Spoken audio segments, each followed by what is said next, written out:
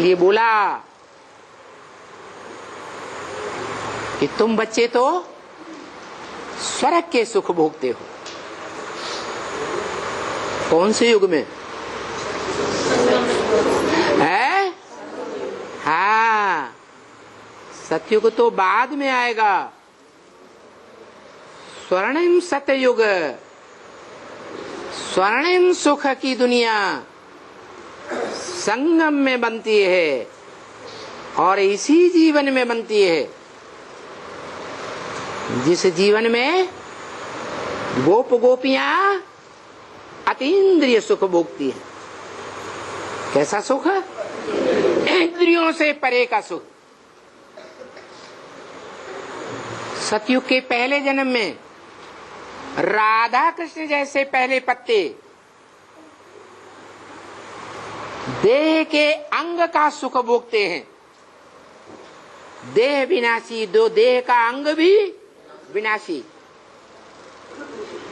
तो आत्मा गिरती कला में जाती है या चढ़ती कला में जाती है? और तुम कौन सा सुख भोगते हो? है चढ़ती कला का सुख भोगते हो। कलाएं तो बंधी हुई हैं, निश्चित हैं, 16 कला ज्यादा से ज्यादा। तुम तो कलातीत।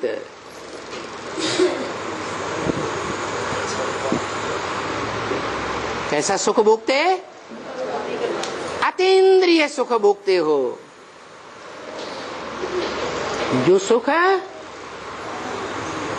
देवताओं को भी प्राप्त नहीं होता।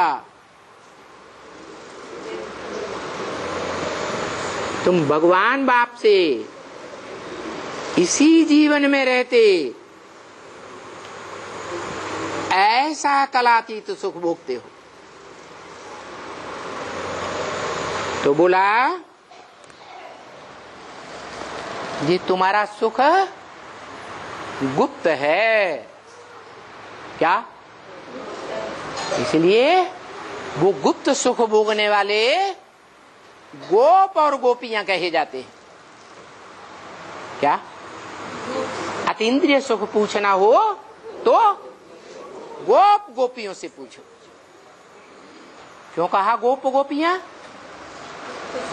क्योंकि भगवान बाप के साथ उन गोप गोपियों ने गुप्त संबंध जोड़ा है। कौन सा गुप्त संबंध होता है? बाप बेटे का संबंध तो गुप्त नहीं होता। बाप बेटी का संबंध भी गुप्त नहीं होता। बाप अपने बच्चे को, अपनी बच्ची को सारे संसार के सामने गोद में लेकर के सुख ले सकता है? नहीं ले सकता। ले सकता है। कौन सा सुख है? पति पत्नी का सुख है, जो गुप्त संबंध है। ये कोई देह की बात नहीं है। देह के इंद्रियों से सुख भोगने की भी बात नहीं है। इंद्रियों में भी बड़े से बड़ी प्रधान इंद्रिय कौन सी है? मन। ये मन के संकल्पों का खेल है।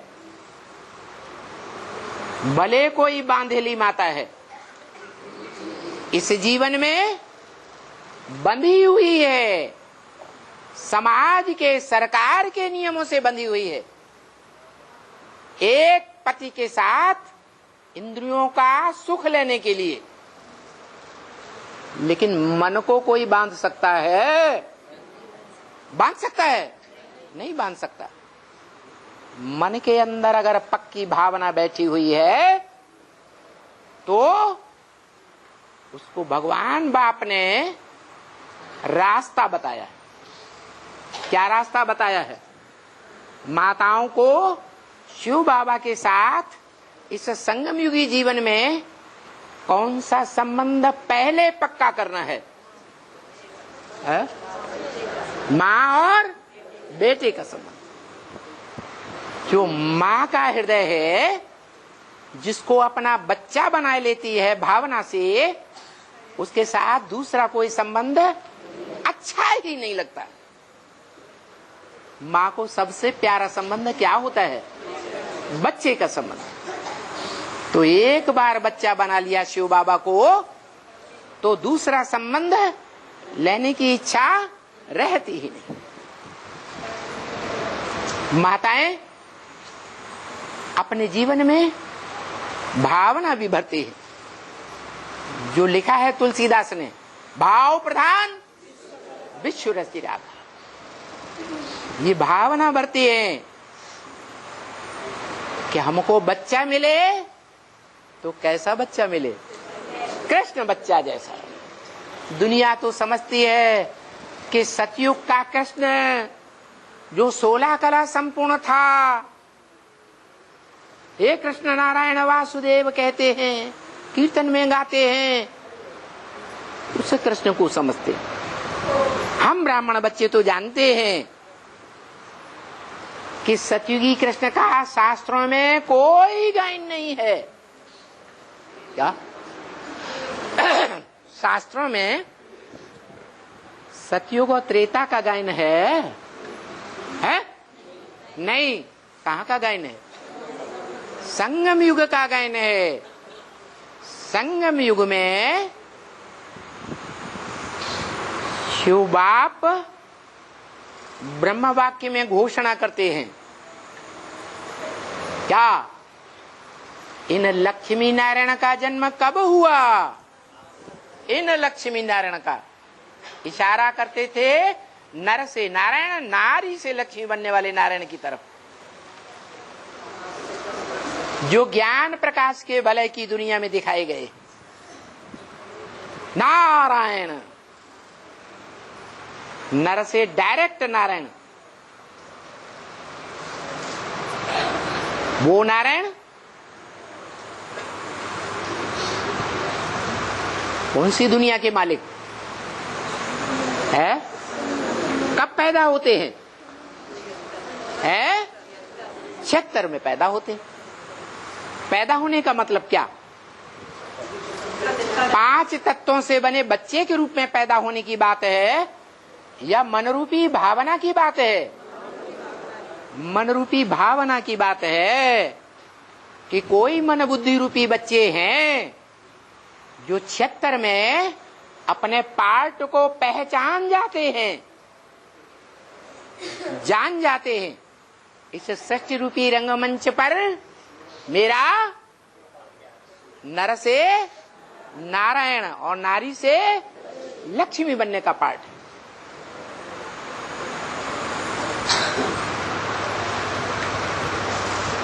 तो नारायण तो विश्व के मालिक को कहा जाता है।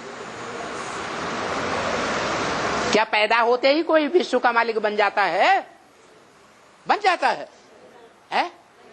पहले बच्चे के रूप में पैदा होगा, बच्चे के रूप में पार्ट बजाएगा या संपन्न रूप में पार्ट बजाएगा? तो पहला प्रिंस वो है,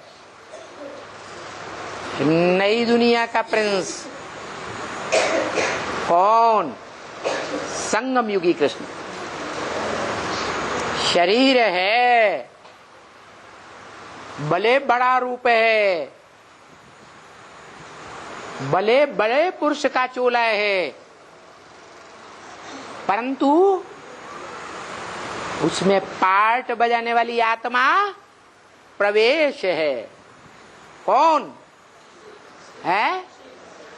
नहीं, वो तो बाप है, लेकिन उसके बुद्धि रूपी पेट में, बुद्धि रूपी गोद में खेलने वाला बच्चा क्या है? संगम युगी कृष्ण। वो ही सतयुग का कृष्ण। वो उसमें प्रवेश है या नहीं है? प्रवेश है, लेकिन बच्चा बुद्धि है या सालिम बुद्धि है? बच्चा बुद्धि है। तो कृष्ण बच्चा संगम युग में हुआ या सतयुग में हुआ? संगम में हुआ। इसलिए चित्र आज देखे होंगे, पहले ये चित्र नहीं निकले थे। जब ये प्रैक्टिकल में पार्ट चलता है तब ये चित्र भी बनते हैं क्या कि बुड्ढा शिव बाबा गोद में किसको बैठाए हुए है? कृष्ण बच्चे को बैठाए हुए। वो कृष्ण बच्चा कौन सी आत्मा की यादगार है? सतयुगी कृष्ण की आत्मा की यादगार है या संगम युगी कृष्ण की यादगार है? क्योंकि सतयुग का जो कृष्ण बच्चा है वो तो सूक्ष्म शरीरधारी है। क्या उसको अपना शरीर है ही नहीं? शरीर का नाम पड़ता है या आत्मा का नाम पड़ता है? शरीर का नाम पड़ता है। तो जिस शरीर में सतयुग का कृष्ण प्रवेश होता है वो शरीरधारी है संगमयुगी कृष्ण। राम वाली आत्मा, वो राम वाली आत्मा ही अपने शरीर के द्वारा संगमयुगी कृष्ण है और उसकी पालना करने वाला शिव बाप है, जो वयोवृद्ध के रूप में दिखाया जाता है। संगमयुगी दुनिया भी जब आरंभ होती है तो सबसे पुरानी अनुभवी आत्मा इस दुनिया में कौन पार्ट बजाती है? कौन है? अरे शिव बाप, शिव बाबा नहीं, शिव बाप की आत्मा। पहले बाप या पहले बच्चे? पहले बाप। तो बाप की गोद में कृष्ण बच्चा दिखाया जाता है। तो बोला है वाणी में, तुम बच्चों को कहां जाना है? बुढ़ियों के सामने खास बच्ची करके मुरली में बोला, बच्ची, बुढ़ी बच्ची, तुमको कहां जाना है?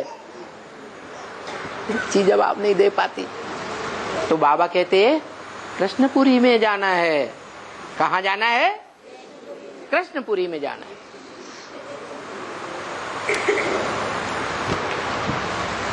वो बच्चा बुद्धि बीके वाले वो समझते हैं सतयुग में जाना है? और तुम बच्चे कहां चलते हो? कौन सी पुरी में जाना है? कृष्णपुरी। कहां? कौन सी युग में? संगम युग की कृष्णपुरी में जाना है।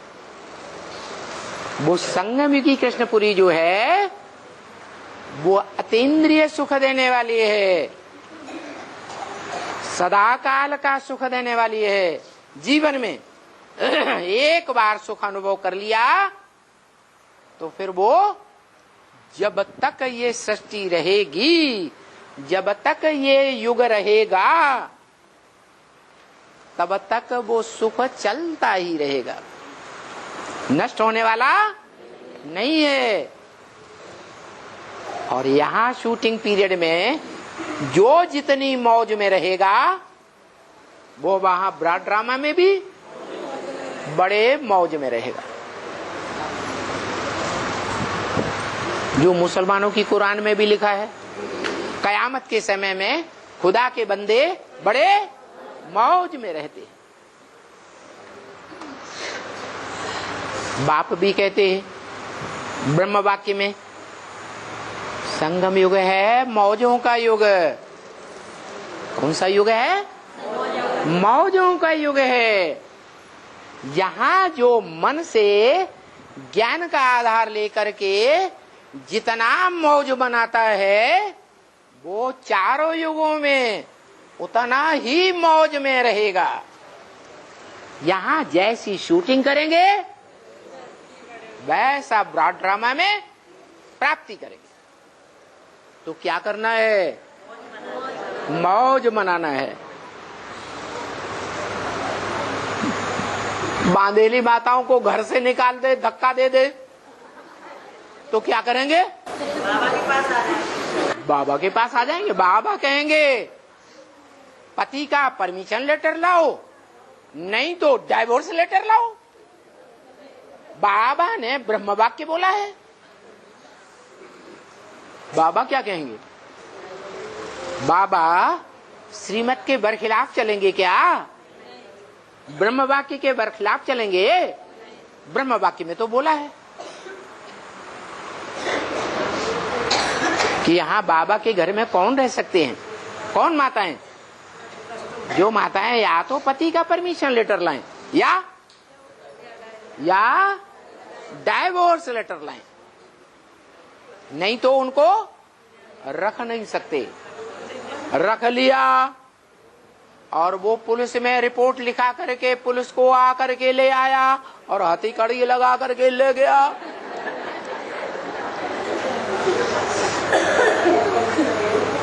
तो दोष किसके ऊपर आएगा? है? क्योंकि बाबा ने श्रीमत का फॉलो नहीं किया, इसलिए बोला बाबा गुप्त है, बाबा का ज्ञान गुप्त है, पुरुषार्थ गुप्त है और प्राप्ति भी गुप्त है। देखो यहां तो सब कुछ गुप्त सिखलाते हैं,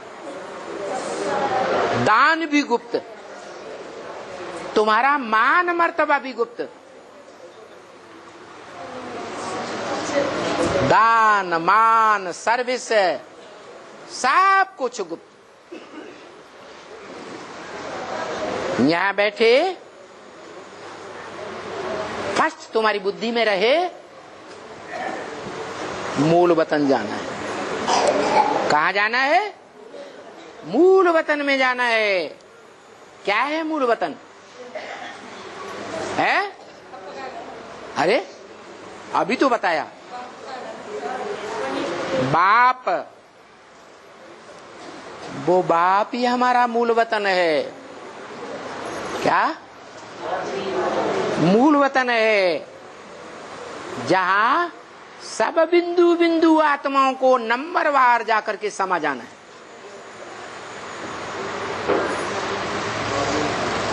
जो शास्त्रों में लिखा है सन्यासियों ने कि हम सब आत्माएं सागर के बुदबुदे हैं, स्पाइसेस। सागर में बड़बुले उठते हैं ना, छोटे बड़े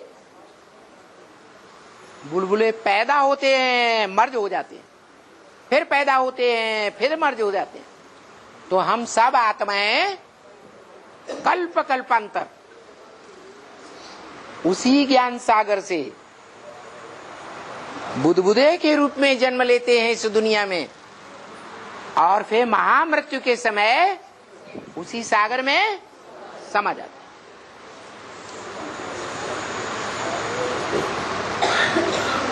तो बुदबुदे हैं या नहीं हैं? हैं? अरे सागर में समा गए तो सागर बन गए या नहीं बन गए? हैं? सागर बन गए, और सागर से बुदबुदे के रूप में निकले तो बुदबुदे बन गए। बुदबुदे हैं तो सब अलग अलग दिखाई पड़ते हैं कि एक जैसे दिखाई पड़ते हैं? अलग अलग दिखाई। मन के अंदर अलग अलग सबके संकल्प चलते हैं कि एक जैसे संकल्प चलते हैं? 500-700 करोड़ मनुष्य, सबके अंदर अलग अलग बुदबुदाहट होती रहती है या एक जैसी बुदबुदाहट होती है? जो माताएं घर जाना चाहती हैं उनको रोक तो है नहीं, कोई रोक है?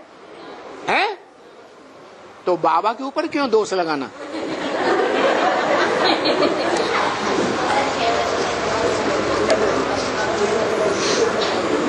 है? जाना है तो जा सकते हैं।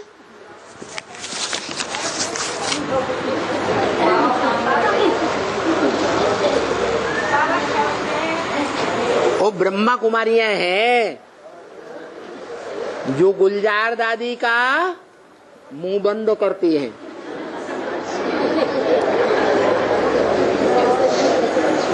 वो तो शिव बाबा के बच्चा बुद्धि बच्चे हैं। बच्चा बुद्धि क्या करते हैं?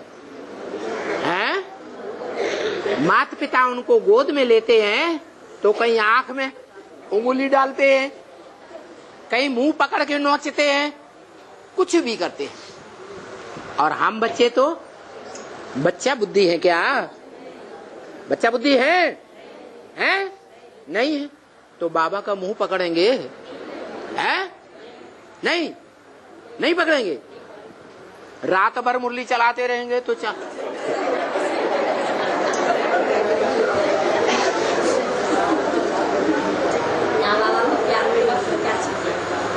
तो बाबा मालूम क्या कहते हैं? इस पुरुषार्थी ब्राह्मण जीवन में जो स्वतंत्र हैं, कोई भी प्रकार का पुरुषार्थ करने के लिए उनके ऊपर कोई बंधन नहीं है, तो ऐसी आत्माएं शिव बाबा के बड़े भाग्यशाली बच्चे हैं। क्या कहा है? बंधन है तो पूर्व जन्मों से बंधन आता है या बाबा ने बंधन डाल दिया? पूर्व जन्मों में ऐसे कर्म किए हैं, खराब कर्म, इसलिए बंधन आता है। उस बंधन को भी खुशी खुशी पूरा करना चाहिए। क्या? विरोध नहीं करना है। क्यों? क्योंकि ड्रामा में हमारी आत्मा रूपी रिकॉर्ड में वो बंधन भी नुदे हुए हैं। नुदे हुए हैं या नहीं है? और ड्रामा कल्याणकारी है या अकल्याणकारी है?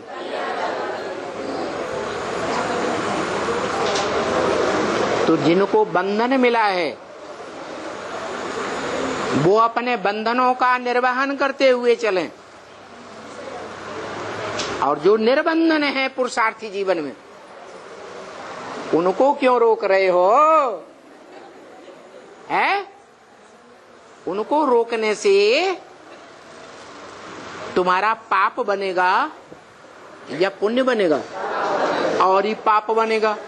तो चुपचाप उठ के चले जाना चाहिए। क्या?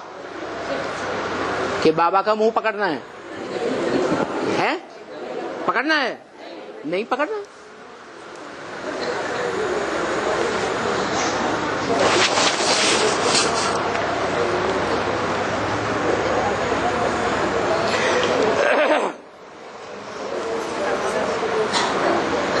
तो देखो,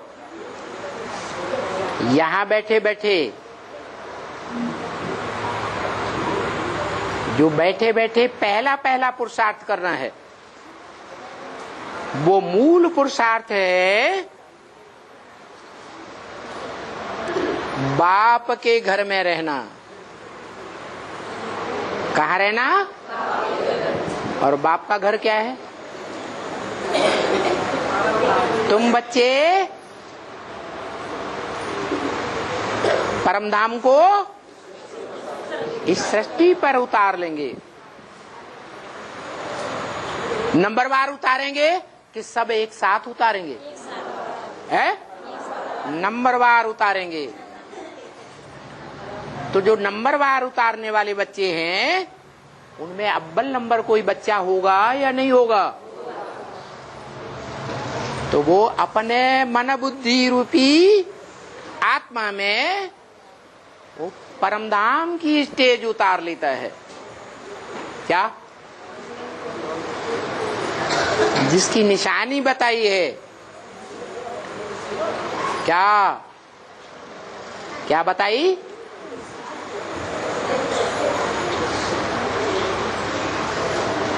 मुरली में बोला बाप साकारी से आकारी बना, आकारी से निराकारी, फिर साकार बनेगा।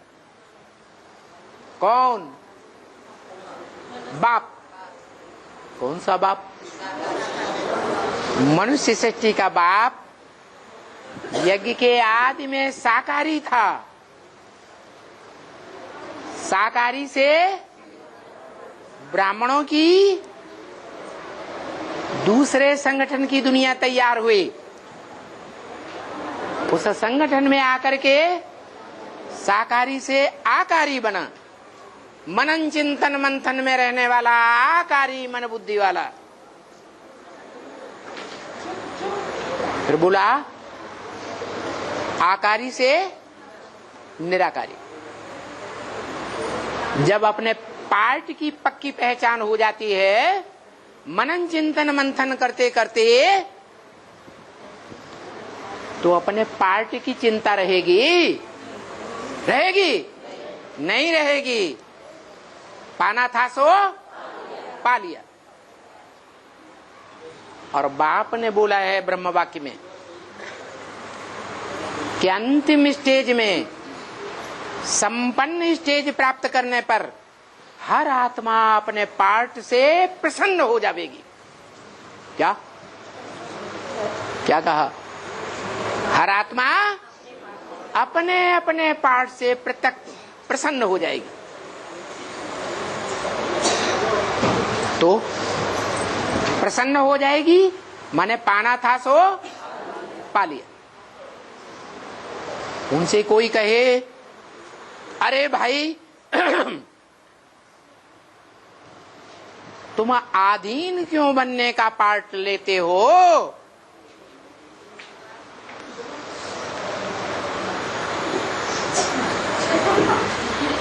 है? जैसे कोई ने लक्ष्मी से पूछा,